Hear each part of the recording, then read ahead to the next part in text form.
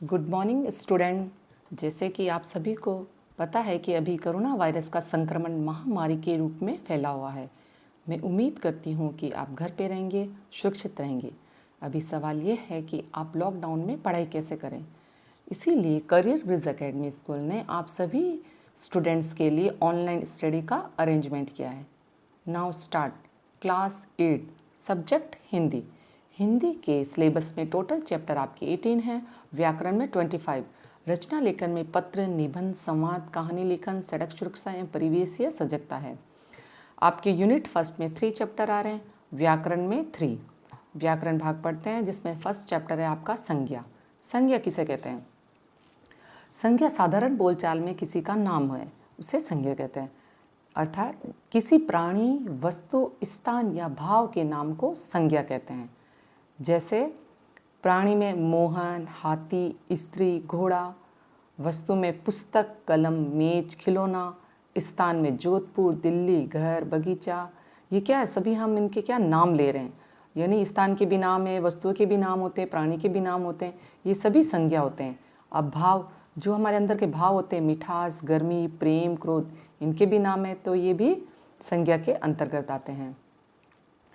अब संज्ञा के भेद, संज्ञा के भेद कितने होते हैं या संज्ञा के प्रकार कितने होते हैं? संज्ञा के 3 प्रकार होते हैं।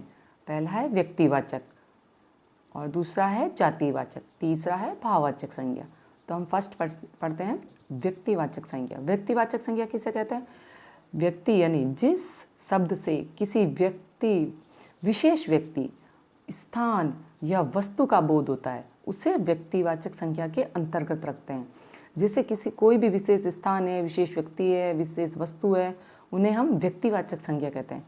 जैसे गंगा नदी, गंगा विशेष नदी है, हिमालय विशेष पर्वत है, ताजमहल, उदयपुर, जैसे ताजमहल एक इमारत है, उदयपुर एक विशेष स्थान है, ये सभी किस में आएंगे? व्यक्तिवाचक संज्ञा के अंतर्गत आएंगे।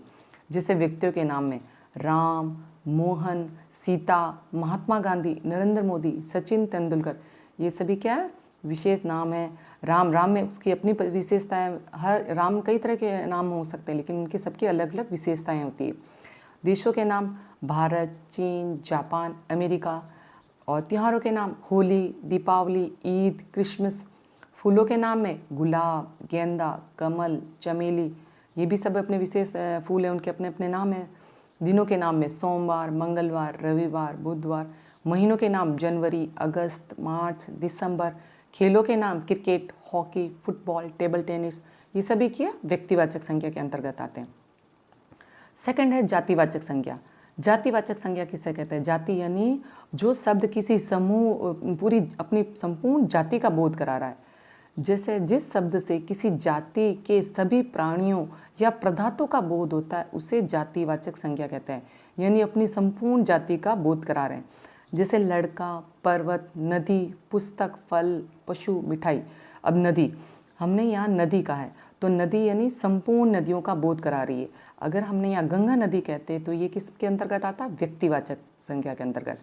ये अब नदी के अंदर अगर हमने ये सिर्फ नदी कहा तो इसके अंदर सभी आएंगे, गंगा नदी, कावेरी, यमुना नदी, जमुना नदी, सभी आ सकते हैं ना इसके अंदर, इसीलिए इसको जातिवाचक संज्ञा के अंतर्गत ही रखेंगे। पुस्तक, अब इसमें सभी तरह की पुस्तकें आ सकती है। अगर मैंने रामायण लिखता है, रामचरितमानस पुस्तक का नाम लेती, तो हम इसे व्यक्तिवाचक संज्ञा के अंतर्गत रखते। लेकिन यहाँ पर सिर्फ पुस्तक लिखा है, इसका अर्थ है कि ये जातिवाचक संज्ञा है, क्योंकि इस पुस्तकों में सभी तरह की पुस्तकें आती है। अर्थात जातिवाचक संज्ञा है क्या? हम किसी विशेष व्यक्ति, वस्तु, स्थान के बारे में बात नहीं कर रहे हैं यहाँ, बल्कि एक समूह, पूरी जाति के बारे में बात कर रहे हैं, इसीलिए इसको जातिवाचक संज्ञा के अंतर्गत रखा है। जातिवाचक संज्ञा के भी 2 भेद होते हैं। पहला है जैसे समूहवाचक, दूसरा है द्रव्यवाचक। समूहवाचक, समूह से नाम से ही संबोधित हो रहा है कि समूह यानी पूरा समूह, यानी जिस संज्ञा शब्दों से व्यक्ति या वस्तु के समूह का बोध हो रहा है, उन्हें समूहवाचक संज्ञा कहते हैं। जैसे सेना, कक्षा, भीड़, टोली, सभा। अब सेना, एक सैनिक को जाते देखकर हम नहीं कहते कि सेना जा रही है, सेना के अंदर कई सैनिक आते हैं। भीड़ में 1 या 2 व्यक्ति को देख के हम नहीं बोलते कि ये भीड़ है, उस भीड़ में कहीं लोग होते हैं, कहीं लोगों का समूह होता है, तब हम इसे भीड़ कहते हैं। तो ये सभी क्या समूहवाचक संज्ञा के अंतर्गत आएंगे। अब द्रव्यवाचक संज्ञा, जिस संज्ञा शब्दों से ऐसे द्रव्य पदार्थ का बोध होता है जिनमें अनेक वस्तुएं बनती है, अर्थात उनसे कहीं अनेक वस्तुएं वापस बनाई जा सकती, वे द्रव्यवाचक संज्ञा के अंतर्गत आते हैं। जैसे सोना, चांदी, लोहा, दूध, पानी, घी, तेल, तो ये क्या आएंगे? द्रव्यवाचक संज्ञा के अंतर्गत आएंगे। थर्ड है भाववाचक संज्ञा। भाव क्या होते हैं? हमारे इमोशंस, यानी जिसको हम महसूस कर सकते हैं। जिस शब्द से किसी प्राणी या पदार्थ के भाव, गुण या स्वभाव का बोध होता है उसे भाववाचक संज्ञा कहते हैं।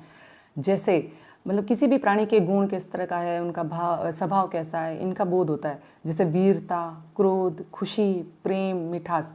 अभी खुशी क्या होती है? हमारे भाव होते हैं। क्रोध भी हमारे अंदर का भाव होता है, इसको नापा तोला नहीं जा सकता है, इसको सिर्फ महसूस किया जाता है ना, तो ये भाववाचक संज्ञा के अंतर्गत आएंगी। अब व्यक्ति प्राणी से संबंधित कैसे भाव होते हैं? जैसे खुशी है, गुस्सा है, बचपन है, वीरता, ममता, दर्द, सुख और ये बुढ़ापा। स्थान और प्रकृति संबंधी भाव कैसे होंगे? गहराई, सुंदरता, चढ़ाई। और वस्तु से संबंधी भाव कैसे होंगे? सुगंध, लालिमा, मिठास, खटास, मोटाई। अभी देखिए सुगंध में फूल को हम देख सकते हैं, लेकिन उसकी सुगंध को क्या करते हैं? महसूस कर सकते हैं। इसीलिए इनको हम भाववाचक संज्ञा के अंतर्गत रखते हैं। अब भाववाचक संज्ञा बनाना। भाववाचक संज्ञा किस प्रकार बनाएंगे? जातिवाचक संज्ञा से बनते हैं, स्वर्णाम से बनते हैं, विशेषण से बनते हैं, क्रिया से बनते हैं। जातिवाचक शब्दों से भाववाचक संज्ञा बनाना। जातिवाचक संज्ञा जैसे बूढ़ा जातिवाचक संज्ञा, तो उसका भाव कैसे होगा? बूढ़ापा। मित्र एक जातिवाचक संज्ञा में इसमें सभी प्रकार के मित्र आएंगे, तो भाव होगा मित्रता। इसी प्रकार से शत्रु से शत्रुता। कलाकार जातिवाचक संज्ञा के अंदर है, क्योंकि इसमें चित्र कलाकार, मूर्ति कलाकार सभी आते हैं, लेकिन कलाकारी भी भाव है। मनुष्य जातिवाचक संज्ञा, तो मनुष्यता भाव है। लड़का जातिवाचक संज्ञा, तो लड़कपन भाव है। स्वर्णाम शब्दों से भाववाचक क्या संज्ञा बनाना। स्वर क्या है? सर्वनाम। सर्वस्व ये हमारे भाव है। निजत्व ये हमारे भाव है। अपनापन ये हमारे भाव है। मम स्वर्णाम है, तो ममता, ममत्व ये हमारा भाव है। यानी माँ का जो प्रेम होता है, माँ का बच्चों के प्रति जो प्रेम होता है, ममत्व कहलाता है। विशेषण शब्दों से भाववाचक संज्ञा बनाना। विशेषण यानी मीठा किसी चीज़ के संबंध में हमने बताया कि विशेषता है, लेकिन उसका भाव क्या होगा? मिठास। चंचल ये विशेषण है, लेकिन चंचलता उसका भाव है। सुंदर से सुंदरता, मोटा से मोटापा। अब क्रिया से हम भाववाचक संज्ञा कैसे बनाएंगे? क्रिया जैसे दौड़ना, तो उसका भाव क्या होगा? दौड़। अगर क्रिया हंसना है तो उसका भाव क्या होगा? हंसी। सजना क्रिया है तो सजावट। उड़ना क्रिया है तो उसके भाव कैसे बनेंगे? उड़ान। ये भाववाचक संज्ञा होगी। तो इस तरह से हमने भाववाचक संज्ञा बनाना सीखा। आज हमने संज्ञा किसे कहते हैं, कितने प्रकार के होते हैं और उनकी पहचान किस प्रकार की होती है, ये हमने इस क्लास में देखा है और पढ़ा है और समझा है। आज के लिए इतना ही। Good bye.